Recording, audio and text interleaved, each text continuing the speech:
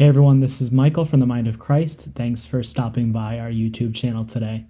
The Mind of Christ explores spiritual awakening, holistic healing, mystical experiences, and practical living, all in the glorious context of the ancient Christian wisdom tradition. So welcome. So glad you're here. So glad you're checking out our content. If you're new here, I want to encourage you, as I always do, feel free to interact. So leave your comments, leave your questions, leave your experience, leave your testimonies, whatever you might want to do to interact. Feel free to do that in the comment section below. Like this video, subscribe to our channel if you like what you're hearing. That would be awesome.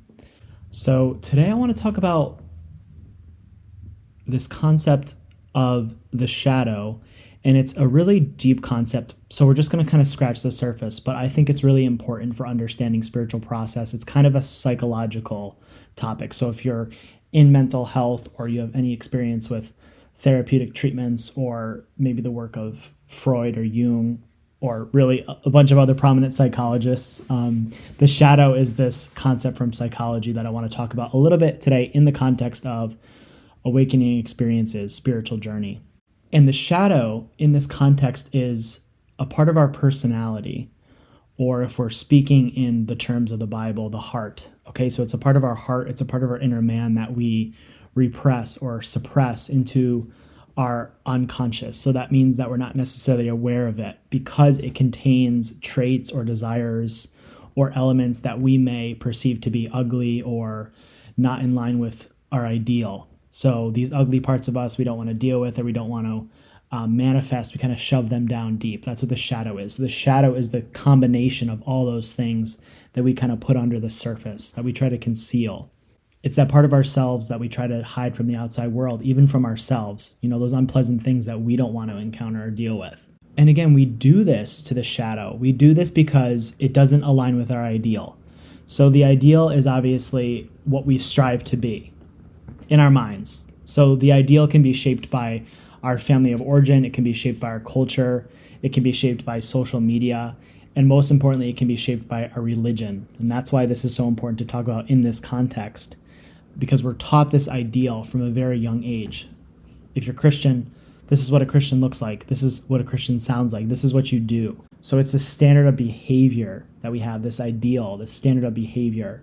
And there's parts of ourselves that may be put into us, whether it's genetically or through generational trauma, generational sin, or through different experiences, different wounds. There's these parts of us that don't necessarily align with that Christian ideal. So what we'll do is we'll suppress that or repress that down deep into the center of our heart, and it kind of leaves our conscious awareness. We kind of forget about it, right? You might know that phrase, conceal, don't feel. And that's unfortunately what a lot of our religion does today. Religion separated from experiencing God and experiential spirituality is actually a straitjacket. Remember, it's rules, regulations. Here's what to do. Here's what being a good Christian is. That's a straitjacket on the self. That's a straitjacket on the human system that the human system is forced to try to align with, which, as we know, is impossible. By the way, if you read Romans 7, this is exactly what Romans 7 is about. Side note.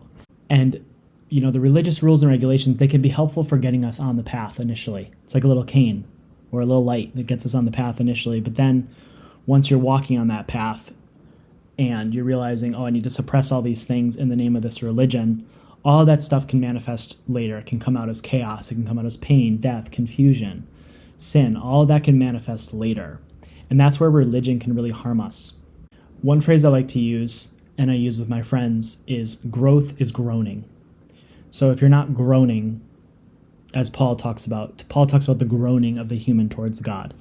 So if you're not groaning, you're not really growing. You're not being organic. Going into a context or a situation like a church, and you're told to behave in a certain way, well, that's not necessarily stimulating growth. You're just being filled with knowledge. The knowledge is, again, supporting that ideal. So you're just, again and again, here's more knowledge that supports that ideal. Here's more knowledge that supports that ideal. But it doesn't necessarily promote the groaning. It doesn't necessarily promote the wrestling with ourselves, the struggle. We don't really grow. So let's get back to that concept of the shadow. So this is part of our soul, parts of our personality that gets suppressed, repressed, shoved out of our conscious awareness, shoved out of our thoughts. Well, you can't heal parts of the shadow that need healing if the shadow is never brought to the surface. Impurities need to be brought to the surface to be healed and cleansed. It's the same way with precious metals, right? Precious metals, very intense heat is applied to precious metals. The impurities come out of the metal and it becomes a purified metal, right? And you skim off the impurities. Well, it's the same concept for the human mind, body, spirit. These impure elements, these things that we tend to suppress or ignore in our minds that we shove down, those things need to be brought to the surface in order to heal.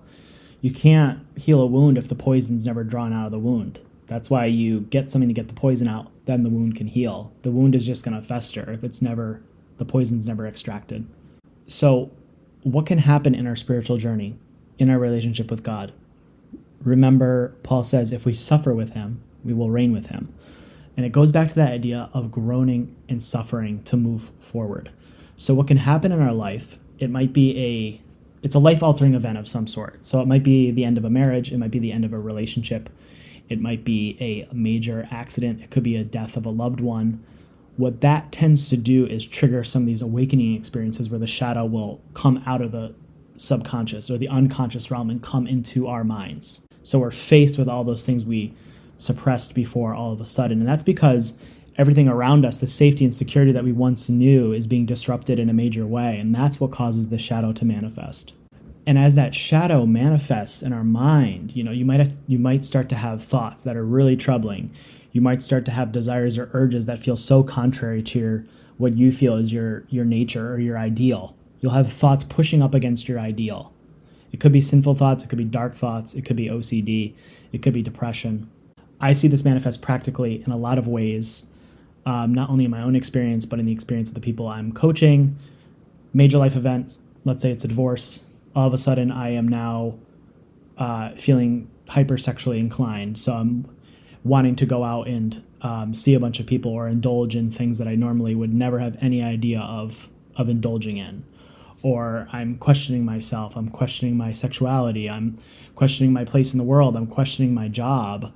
I'm questioning my place. My ideal is suddenly thrown into question. Suddenly, it can be very disorienting, and actually it can be kind of scary because it's such an internal process that no one else can see. It can be really troubling. But I want to remind everyone that this is such a common experience for anyone who's gone through some sort of life-altering event. Because again, those old wounds, the inner child, whatever it might be, those things that were not healed, those things that were not tended to, think of it as plants. When you were younger, those things weren't tended to properly. Well, all that is going to rise to the surface because the energy, our energy isn't being used to suppress that anymore. Suddenly, it's almost like we open up completely energetically and all those things come out of us. And I talk about this because I want to normalize it in the context of spiritual awakening. It doesn't mean it's a pleasant experience. And you might call this a dark night of the soul, right? But I wish I had this resource when I was going through all those times of profound life change, struggling. I wish I heard these words. So that's why I'm sharing it on this channel. I wish I had someone say this to me when I was struggling so much or troubled by my thoughts. And just reminding everyone that God reveals things to heal. There's that divine image in us. And that divine image, the light of that image, pushes out the darkness so that all of these wounds can be addressed, so they can be healed. Like I said, it's like that poison being extracted. And as we walk through these experiences with God, with the mind of God, with the mind of Christ, with God's wisdom, with the right community, with safe community, all these things can be healed. They can be integrated. They can become part of us in a healthy way. These things we repressed before, they can become part of the new person that we are in a safe, healthy, godly, holy way. And this is just a quick tangent to remind everyone that just because you have friends, if you're going through this experience, it doesn't mean those friends are the safe people. You want to be around safe people who understand. So you want to really be discerning, who are the people I should be around that can help me in this journey as I struggle, as I groan. And like I said, the beautiful thing is that once you walk through this process, which can take time, it can take months, it can take years. I know the first time I walked through something like this, it took 5 years. It took over 5 years for me to successfully integrate some of these things. And that doesn't mean it has to be that long for you. But the beautiful thing is that once these things are brought up into our awareness, we can deal with them in a healthy way. I know that for me, as a man, I'm not sure who my audience is of this video, but as a man who was constantly told or not told, who had to kind of figure some of this out on my own, this is what a man's like. You know, I had repressed some of these I had repressed some of these characteristics that, you know, society in general might not necessarily call masculine. So, ready? Love, joy, peace, patience, kindness, goodness, gentleness, self-control. All these things sound familiar. It's the fruit of the Spirit. And I think a lot of times as men, I'm speaking to men here, we can feel uncomfortable being gentle, kind, peaceful men because our culture tells us that that's not what a man is. Being very uncomfortable with these parts of myself, a lot of my journey was learning to be comfortable with myself in that way. This is not a bad thing that I am cultivating these characteristics. In fact, this is the fruit of the Spirit. So it's good to be aware that all of us have this kind of shadow part of us, you know, and as the divine image burns away those things that are not from God in us, as our journey continues, as God's fire purifies things, we shouldn't be surprised. We shouldn't be surprised by these experiences that manifest repressed emotions, thoughts, urges, desires. All this is a natural part of the spiritual awakening journey. The best thing you can do is to stay in your spiritual practice, trust God's wisdom, and again, get around safe people who can guide you through these dark nights of the soul. You're going to make it through. You're becoming a more fuller and more real human being. That's what I told myself for years and years and years, and I did. And I became much more comfortable with myself at the end. By the way, I cover this topic quite a bit, talk a little bit about my experience going through this the first time in my first book, The Mind of Christ. You can grab that book on Amazon. I've actually included a link in the description if you're interested. And perhaps more importantly, just so you know, this is what I do. I help guide people through their awakening experiences, maybe their battles with their shadow. I help them integrate and become the people that God wants them to be. And I'm offering a free initial coaching, spiritual direction session. Usually those are not free, but I'm offering a free initial one. If you're interested, you can check out that more in a link in the description. So I want to summarize all this. Let's just look at this quote from our brother Peter. This is from 1 Peter chapter 4. Peter says, "Dear friends, do not be surprised at the fiery ordeal that has come on you to test you, as though something strange were happening to you. But rejoice inasmuch as you participate in the sufferings of Christ, so that you may be overjoyed when his glory is revealed." Remember, Christ suffered in his mind too. That's the symbolism of the crown of thorns. He suffered through those temptations. He was in the wilderness with the devil. God understands the battle in the mind. Jesus Christ understands the battle in the mind. So if you're going through a mind battle, a mental battle, spiritual battle, emotional battle, remembering that is actually participating in the sufferings of Christ. That's to reveal the glory of God. That's to manifest the presence of God in spirit, mind, and body. So just keep going. So that's it.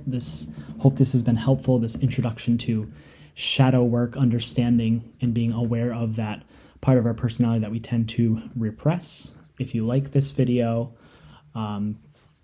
leave a comment below, hit that like button, subscribe to our channel, and check out our resources in the video description below. Until next time, this is Michael from The Mind of Christ. I'll see you soon.